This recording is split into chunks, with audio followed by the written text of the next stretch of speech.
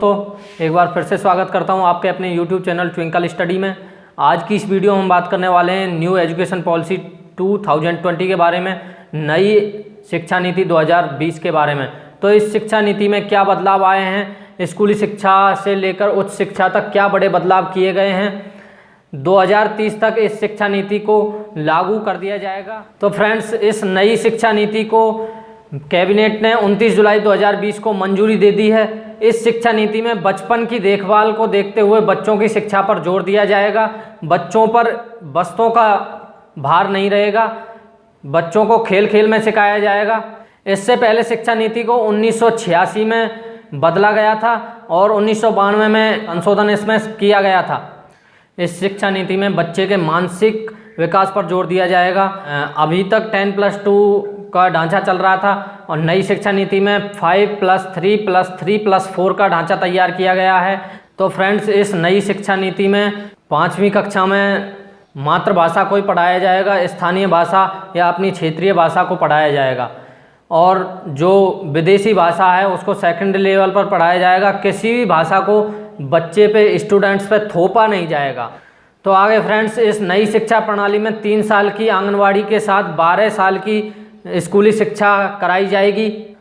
इस नई शिक्षा नीति में शुरुआती स्टेज में प्री प्राइमरी 3 साल की रखी जाएगी और फिर इसी स्टेज में पहली और दूसरी को रखा जाएगा। अगले स्टेज में तीसरी, चौथी, 5वीं को रखा जाएगा। उससे अगले स्टेज में 6ठी, 7वीं और 8वीं को रखा जाएगा। 6ठी, 7वीं, 8वीं में जाकर सब्जेक्ट का इंट्रोडक्शन कराया जाएगा बच्चे। फ्रेंड्स, अगली और लास्ट स्टेज में 9वीं, 10वीं, 11वीं और 12वीं को रखा गया है।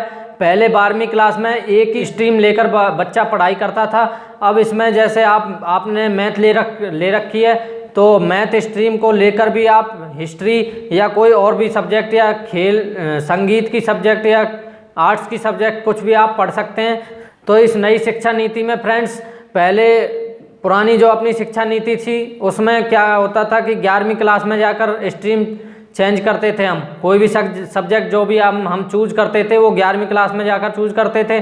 अब इस नई शिक्षा नीति में क्या होगा कि 9th क्लास से ही हम क्या कर सकते हैं, स्ट्रीम में जा सकते हैं। जिस भी स्ट्रीम में, जिस भी सब्जेक्ट में हमको जाने का मन है उस सब्जेक्ट में हम जा सकते हैं 9वीं क्लास से ही। संगीत और स्पोर्ट्स की जो सब्जेक्ट थी उनको सहायक सब्जेक्ट के रूप में लिया जाता था। अब ऐसा नहीं है। अब इस नई शिक्षा नीति में संगीत और स्पोर्ट्स को मेन सब्जेक्ट के रूप में लिया गया है। इन संगीत और स्पोर्ट्स पर जोर दिया जाएगा।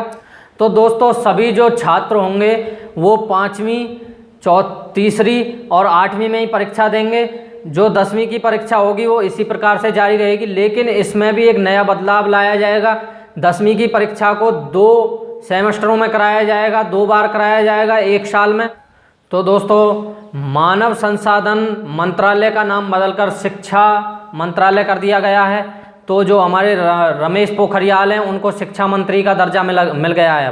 पहली बार मल्टीपल एंट्री व एग्जिट सिस्टम लागू किया गया है।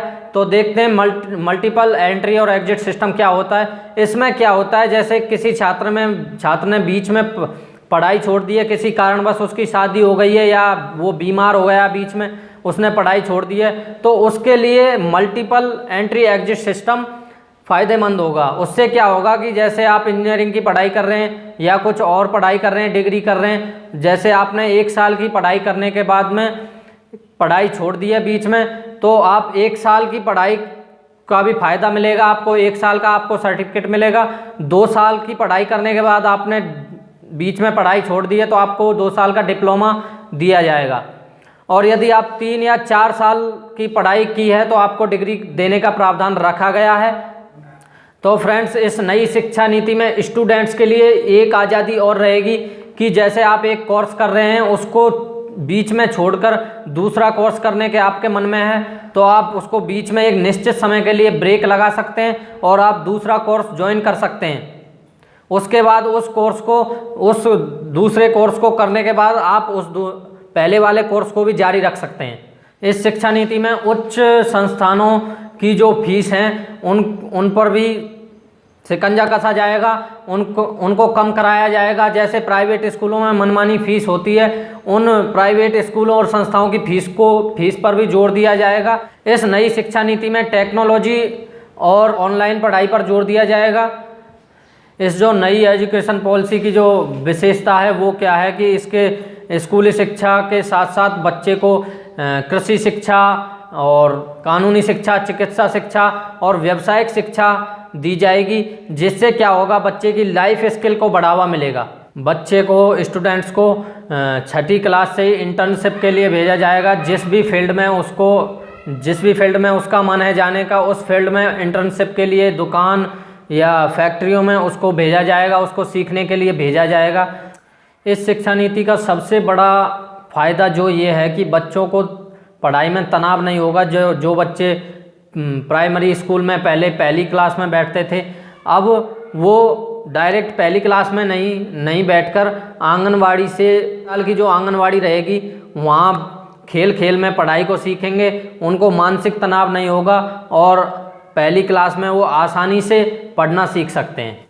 तो फ्रेंड्स, नई शिक्षा नीति के साथ साथ ही हमारे देश में 2 काम और किए हैं। वो कौन कौन से हैं कि सबसे पहले फ्रांस से हमारे देश में 5 राफेल विमानों को लाया गया है, और दूसरा जो है प्रधानमंत्री मोदी जी के द्वारा अयोध्या में राम मंदिर जन्मभूमि का पूजन किया गया है और शिलान्यास किया गया है।